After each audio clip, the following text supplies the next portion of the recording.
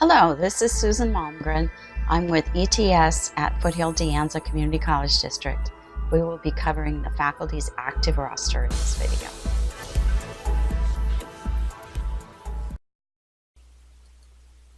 We'll be going over how to sort your roster, printing and exporting it to Excel, how to handle ad codes, emailing students, dropping students from the roster and your class, how to handle attendance sheets, census, and most important of all of the essential dates that take place during the term.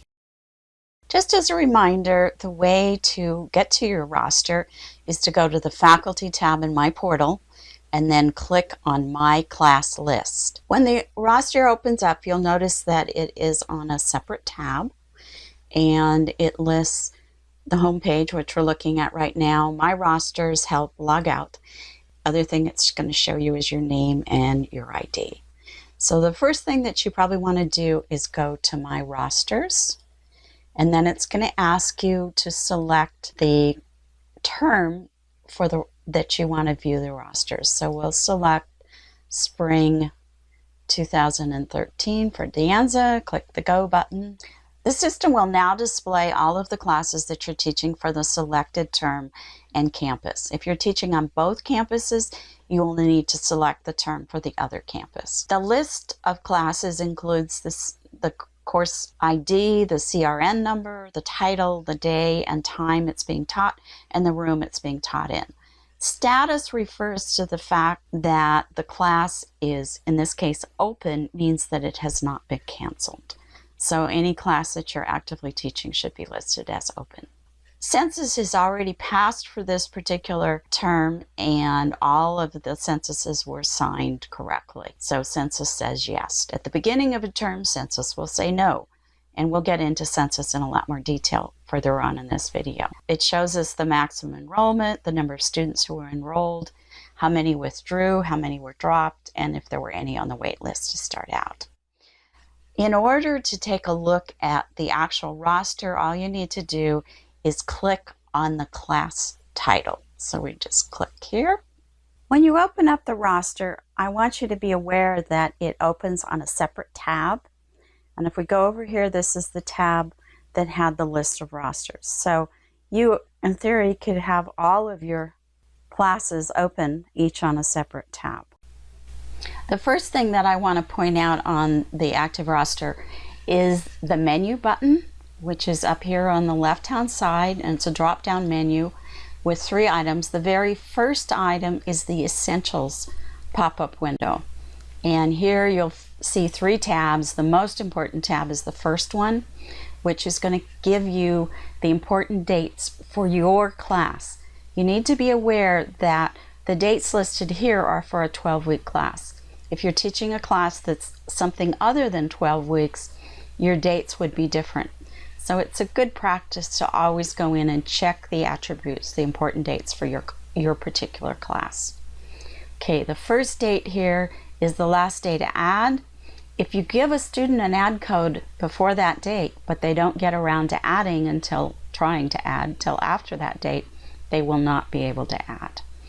The next date is a census date, and you will get email reminders and pop-up reminders, but it's very important that you drop any students and click on the census button on that date.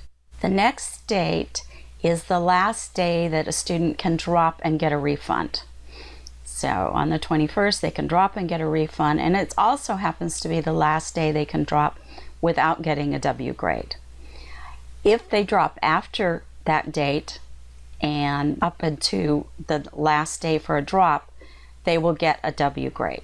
Now we're going to take a look at the roster itself, and I moved to a version that includes only mock data, so I don't have to blur out all the student data. You'll notice that the roster consists of these fields: ID, student name, email, phone, their status, the add date, drop, withdrawal date, their grade, and their wait list number, if they're on a wait list.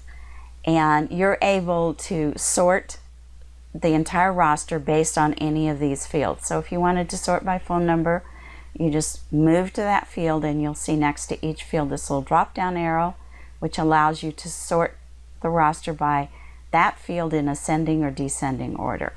Now, since all the phone numbers are the same, you're not going to see much here. Let's say we wanted to sort by add date or descending order. So we wanted to see the last person that was added the class. And here we have it sorted by descending order. Now you'll notice whenever I click on these arrows, there's also a columns indicator. And this allows you to go in and select or deselect the columns that are going to display. So possibly after the add period, you may want to get rid of the wait list number. You really don't care what number they were on the wait list, so you can get rid of that. You may not want to contact anybody by phone, just strictly email, so the phone number is kind of messing up the view, so you get rid of that. And you'll notice that the name is listed as last name, first name. But if you're an instructor who likes to organize your roster by student's first name, we can add in a column for first name and then add another column for last name and remove the student name column. And so now you're able to go in and sort the entire roster by first name. Since we have nothing but John Does in this class, that's all you get. Another way to sort the roster is to go in and apply a filter. So with a filter, you can look at only students who have a status of, let's say, registered only. You only want to look at your registered students. You may, during the first couple of weeks, only want to look at your waitlisted students. And let's go back and add the waitlist number back in here. So I'm going to just go columns, add waitlist back in, and show you a nice little trick you can do. You could go in and look at only waitlisted students, and then if you want them sorted in ascending order, you just sort here and you have them listed in the order they are on the wait list. If for some reason you find a student who is listed at waitlist as waitlisted but does not have a waitlist number, the reason for that is that they've been sent an email telling them that they had a certain amount of time to go in and add the class. However, they didn't do that. So they're still considered a waitlist status, but they've lost their waitlist number. And so if you see somebody on your roster waitlisted but no waitlist number, that's what happened to them. So let's go back and pull everybody up again. Another way to sort is using the multi-sort.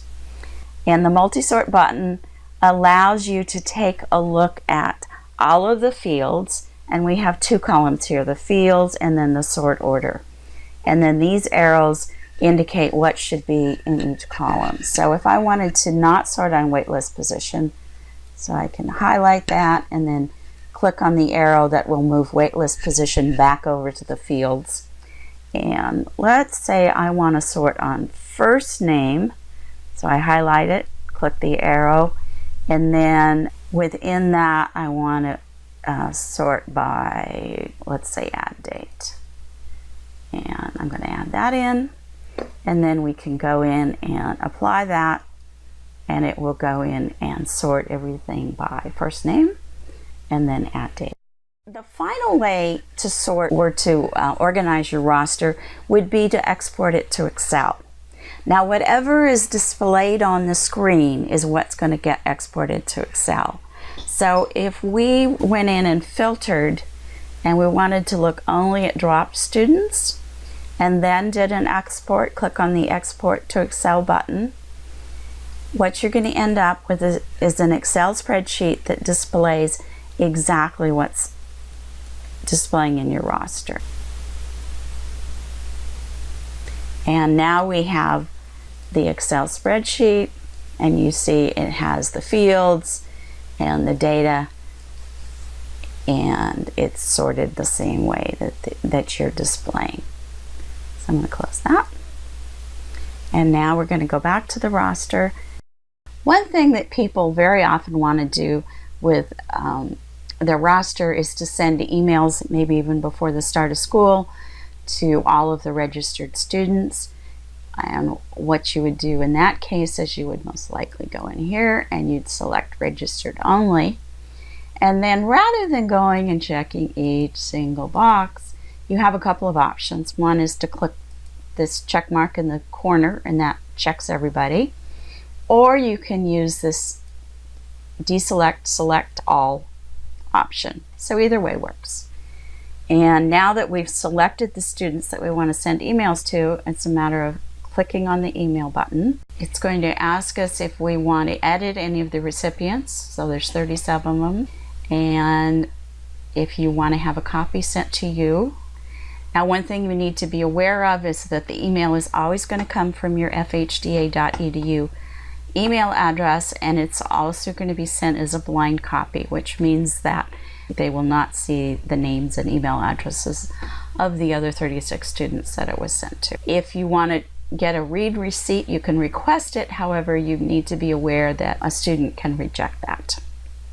It's a good idea to put in a subject, and then you're allowed to add up to 3 attachments to each email. And then if we scroll down a little bit here, you'll see the other thing that you need to be aware of is that in the past there was a problem if you cut and pasted from a Word document into the email. Now if you try to do that, it's going to come up and tell you that you need to paste it into basically a clipboard, and then from the clipboard it'll get pasted into the email document. The point of that to eliminate all of the strange things that we used to see. From your roster, if you select menu, one of the drop-down items is email history, which will show you the emails that have been sent out. The other thing that instructors need to do is print out their roster. And for that, you would use the print button. And you have a bunch of options here.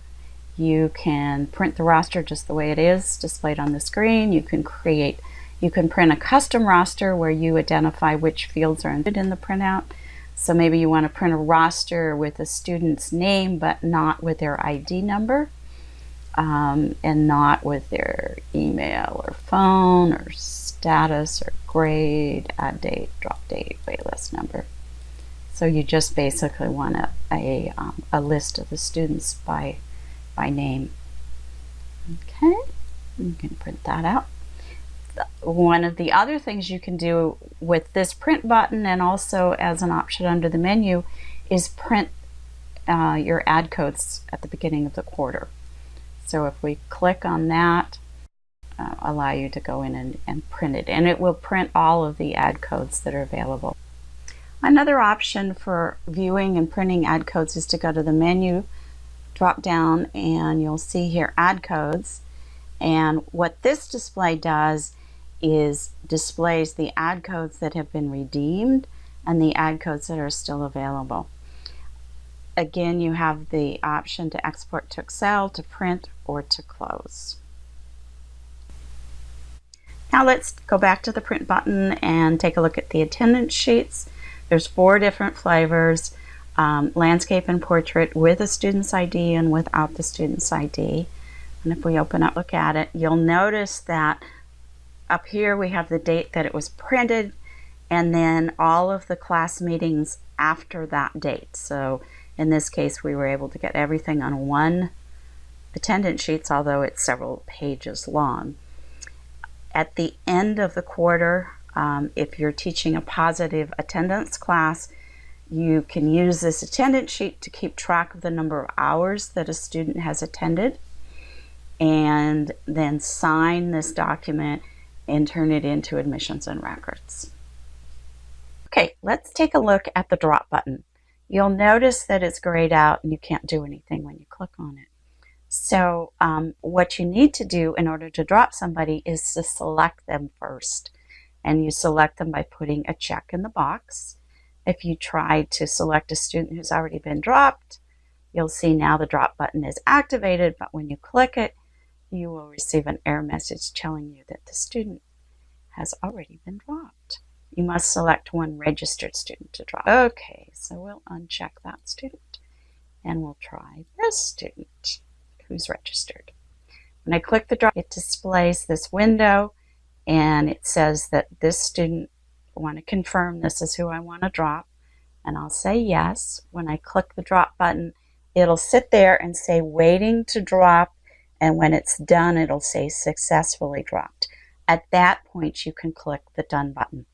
Now, there may be situations where it's unable to drop a student, and if you remember, we now have new repeat rules.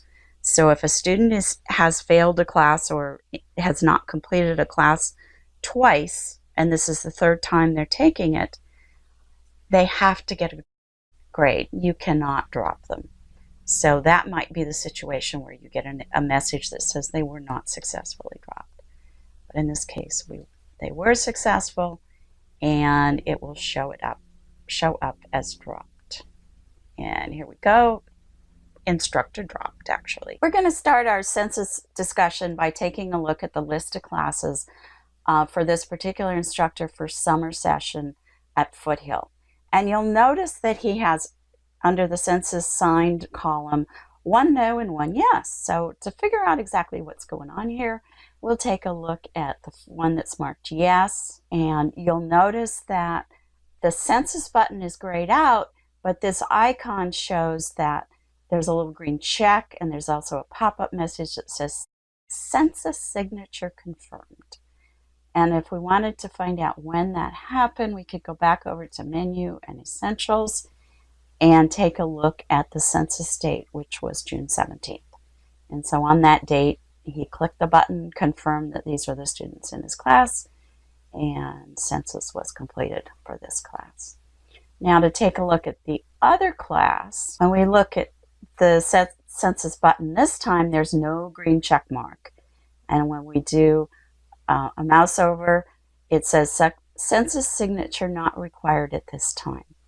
So if we wanted to find out when census was required for this class, we go to essentials, and this is a regular summer session. So census is required on July 9th. The class actually doesn't start until July 1st, and whereas the other class was an early summer session. That's the difference. At the time the census button is activated, you'll be able to click it. You'll get a message that asks you to confirm that these are the students that you are registered for your class. One thing you want to do before clicking the census button is go in and drop any student who has not been showing up. In the past, we asked you to do that the night before census. Now you can do it the same day. We used to process dropped students overnight. Now they're processed in a real-time method.